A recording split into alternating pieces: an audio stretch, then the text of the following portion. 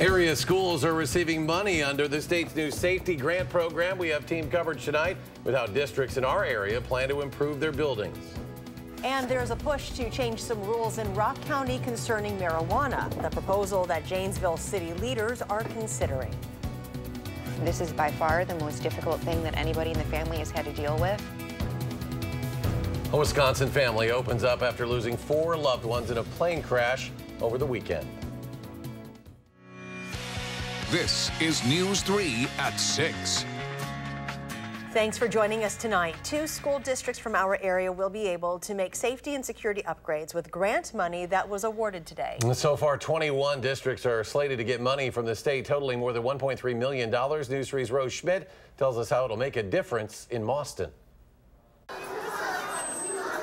In Mauston, school's out, but summer school is definitely in. And keeping these kids happy and ready to learn is administrators' biggest goal. Their safety and the safety and health of our educators and our community in general is our responsibility. It's a responsibility that Superintendent Christine Weymouth doesn't take lightly.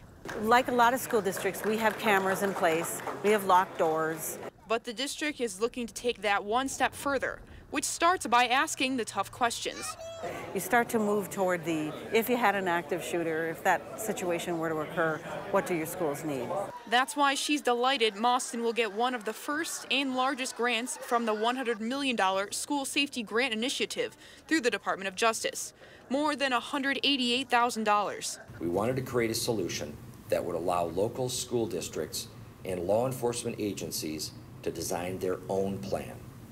We know each community knows what's best for their children. In Mauston, shatter-resistant film will be added to school entryways. And some of the other money will go toward medical trauma kits, online active shooter training that will be mandatory for all staff, and a communication system. Visitors coming into the office have to check in with, and it does a search of who they are, almost does a background check on the individual entering our schools at that time. The overall goal is to make it harder for any threats to make it through the door, keeping kids safe in summer or any season. The Attorney General says many more school safety grants are to come. In Mauston, I'm Rose Schmidt for WISC News 3. Well, the superintendent says Mauston will start making those upgrades right away. The goal is for each school to have them in place by the time students come back in the fall.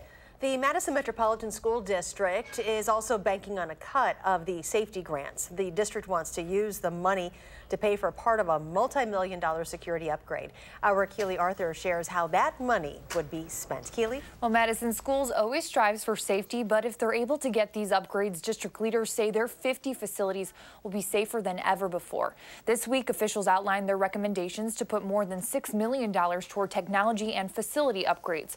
To cover the cost, the district is asking the Department of Justice for $950,000 in grant funding. The rest of the money will come from taxes. Here's what the money will go toward.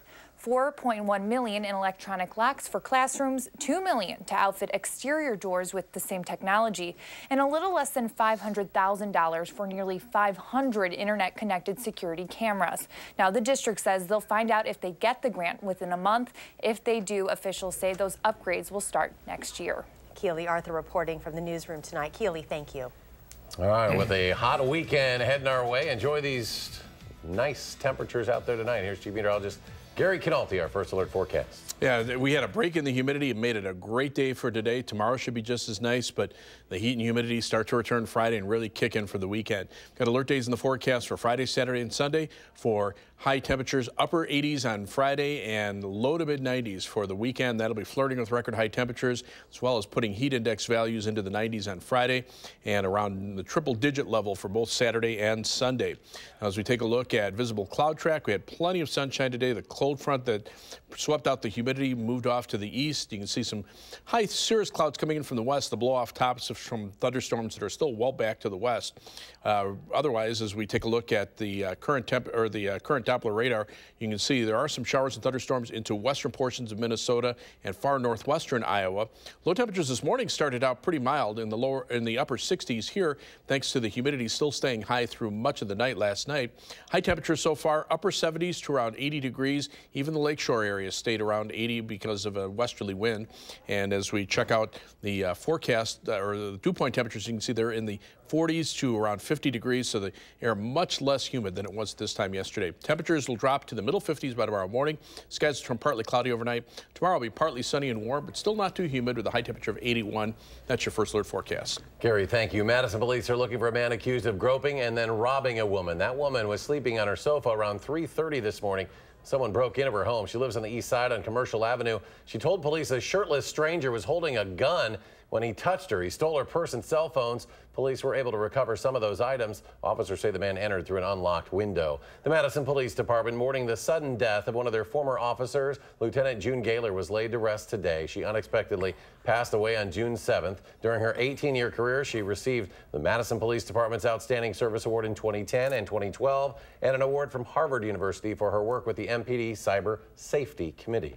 A car dealership in Richland Center is assessing damage to some of its vehicles. A van crashed into several vehicles this morning at the Jones Chevrolet dealership on U.S. Highway 14 East.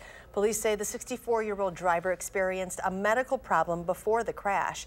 She and a passenger were taken to the Richland Center Hospital.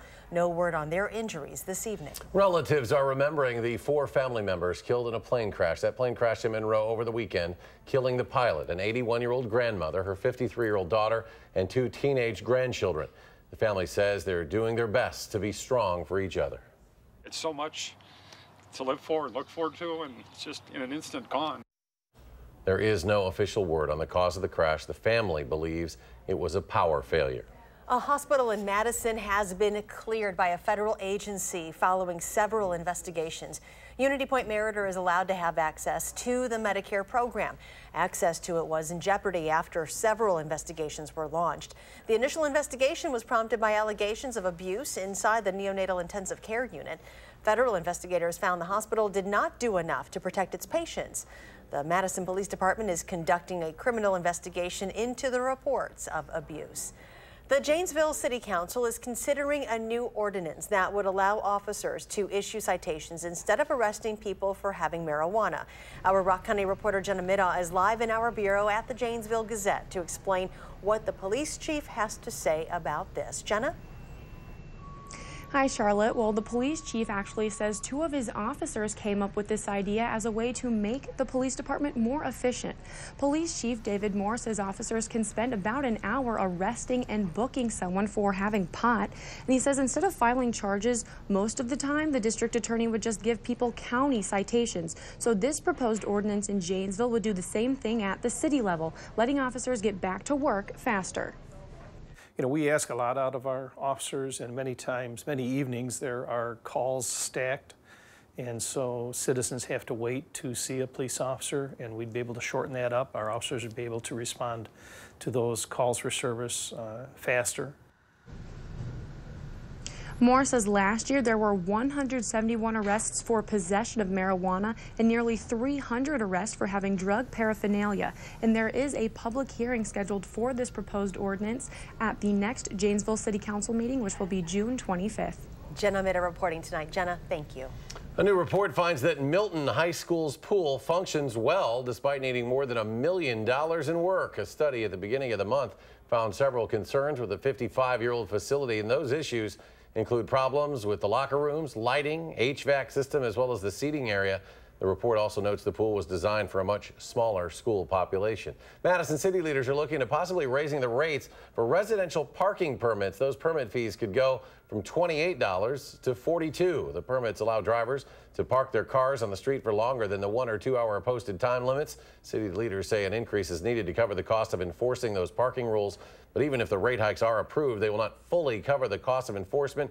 In order to do so, fees would have to be raised to $105. If approved, this would be the first parking permit fee increase in some 2 years. Coming up, a construction project in Rock County means bad business for one restaurant. And there's a new easier access point for boaters in Dane County. We're showing off the new landing. It just opened. That's next at 6.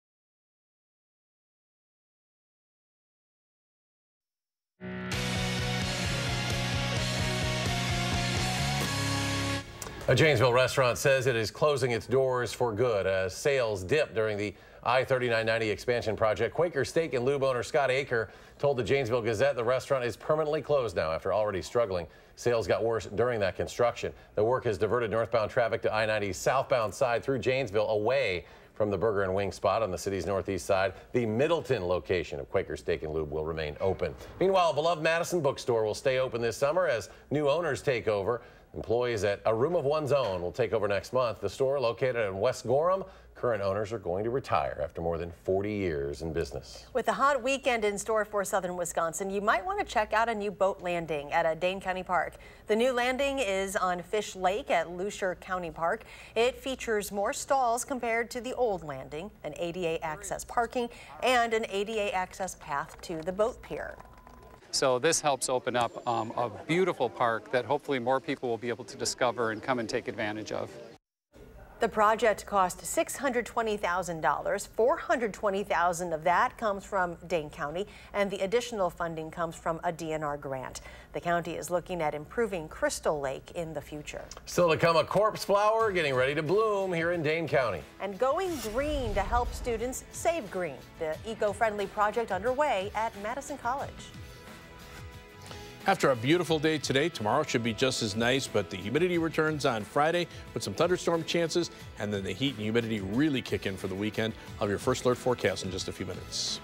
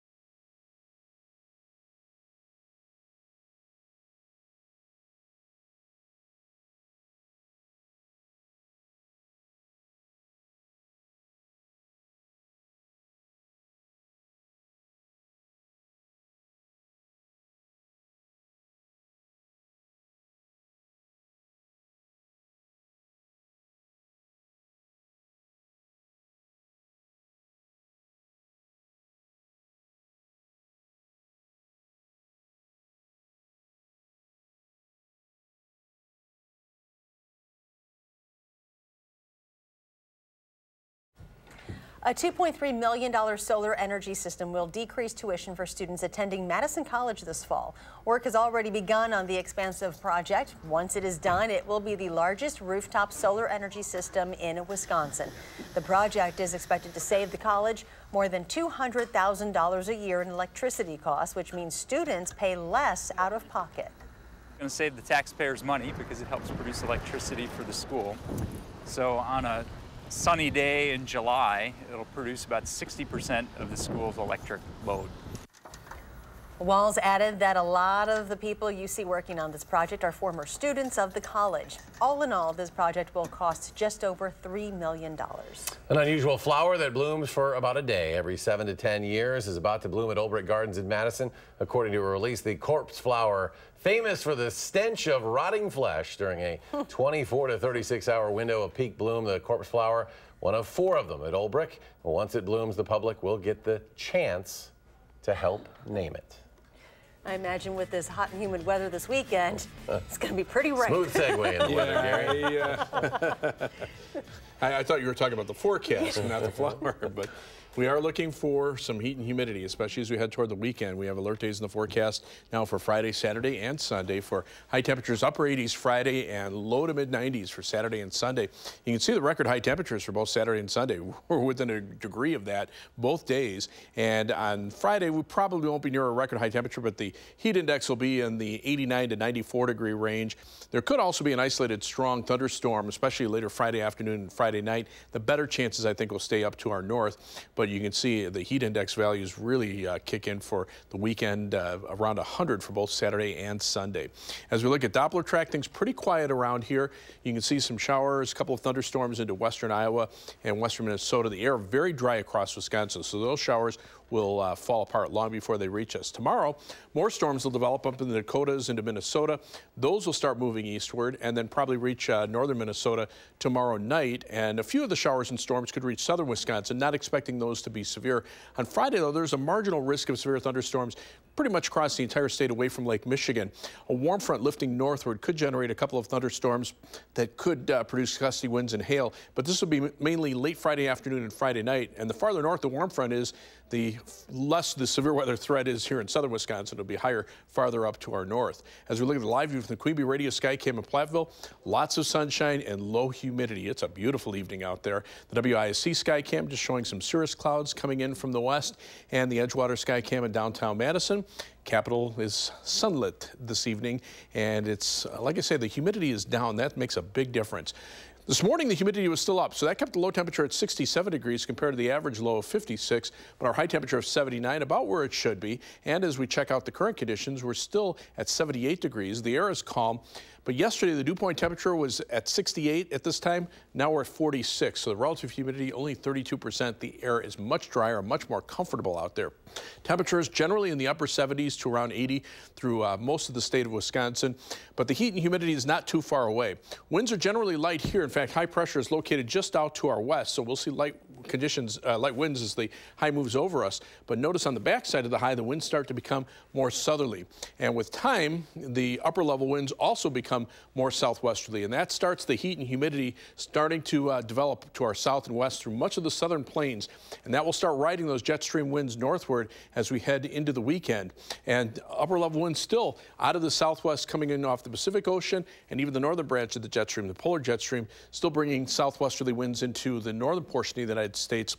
So that keeps the heat going at least into the early part of next week. There's that high pressure system I was talking about. That's why these showers will fall apart long before they reach Wisconsin. But farther out to the west, we'll see more storms develop later on tonight. Temperatures out there, you can see the heat starting to build. Near 90 in the western high plains, temperatures already in the 90s across Kansas.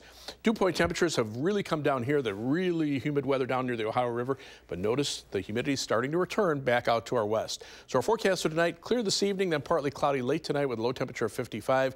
Tomorrow, partly sunny and warm with a high temperature of 81. Humidity levels still down for tomorrow.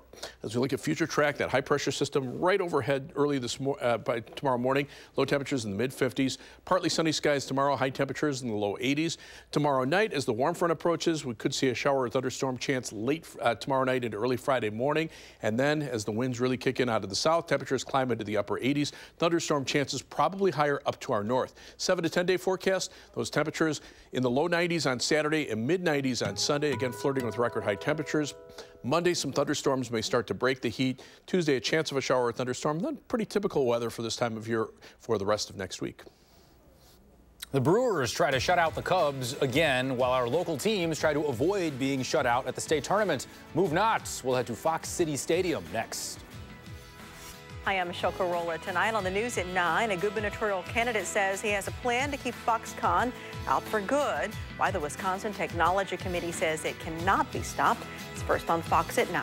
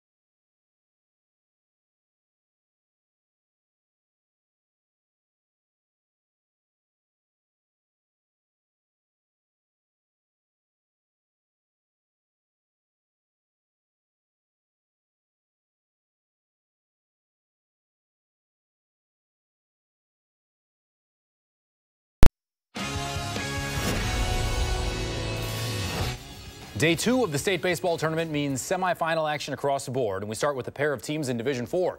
The superintendent and the people asked us to refer to them as Johnson Crick, and I serve the people, so we will. Beautiful morning at Fox City Stadium. Johnson Crick taking on Thorpe. They blew a 4-0 lead to the Blue Jays. Zach Johnson drives one to left to give them the lead back. Anthony Perpy, Caleb Hartwig score, and the Blue Jays up 5-4, but, well, they made 4 errors in the game as well. This one going to result in a Thorpe run, and Thorpe wins 6-5, advancing to the state title game against the winner of Athens and Ithaca. Now, Ithaca isn't very big, but they know how to coordinate the drobe, people. Bottom of the second, Bulldogs, Logan Clary, the bunt, and Dakota Williamson throws it away. Aaron Hibbs scores 1-0 Ithaca, but that'd be their only run. Top of the 6th, same score. Athens, Javon Penny. Solid single to right, or to left rather. Cole Ellenbecker, part of a 3-run inning, and Athens wins 3-1. The Bulldog season ends at 17-3. Hold their heads high. They got a lot to be proud of. That group of seniors has won 4 conference championships, 3 regional championships, 3 sectional championships, and they won our team's, our school's first state title. And so they got a lot to hang their hats on over their career. Mineral Point making its first appearance in the state tournament, and they want to stay a while. The Pointers taking on 17-2 St. Mary Catholic for a date in tomorrow's title game. Hits would not be a premium during the afternoon session, at least for the first game. Zephyrs had 2 hits in the game. This is one. TJ Skripczak, RBI knock, scores Christian Jack, and that makes it 2-0 St. Mary Catholic. Bottom of the 3rd, Skripczak again chops at 3rd. It's an E5. Oh, he also pitched a complete game, did Skripczak and the Zephyrs. End Mineral Point season 4-0 the final. This is a big deal for the community. I mean, a lot of the community was here, making the 2 hour and 45-minute drive. And obviously not the way we wanted it to turn out, but we're happy to be here, and we're going to continue to stay here the next couple days and take all this in and use it as motivation for next year. Craig and Arrowhead didn't start until after 10 o'clock last night, 1-1 bottom 7. Arrowhead, Zach Carrolls had 0 homers coming into last night. Good timing. Walk-off shot to end it. The Warhawks advance to tomorrow's Division I final against Wanakee. Rubber game, Cubs, Brewers, Miller Park, bottom of the 3rd. Runs were rare this afternoon. This one coming courtesy of Lorenzo Kane. Solo shot to left. His 8th of the season makes it 1-0 Crew. Top of the 8th, Josh Hader throwing flames out of the bullpen, and Corey Knebel would finish things off in the 9th. Brewers win 1-0. They are off before hosting the Phillies on Friday, rather. The world's biggest sporting event coming back to America. The 2026 FIFA World Cup will be hosted jointly between the United States, Canada, and Mexico. They beat out Morocco in the final vote. Last time the event was in North America, 1994. This year's World Cup kicks off tomorrow, 10 a.m. our time in Russia. So for now on, we will refer to them as Johnson Crick. They wanted it. Johnson Crick. They asked the PA system, the live stream, everything. So Johnson Crick. You got it. Go Blue Jays. Final check, Gary. There is our 10-day forecast. Lots of heat, especially this weekend. A little more tolerable temperatures later next week. Thanks for joining us at 6. We'll see you back here at 10. Download the new Channel 3000 app and get alerted on your mobile device the minute news breaks. Wherever you go, be the first to know with Channel 3000.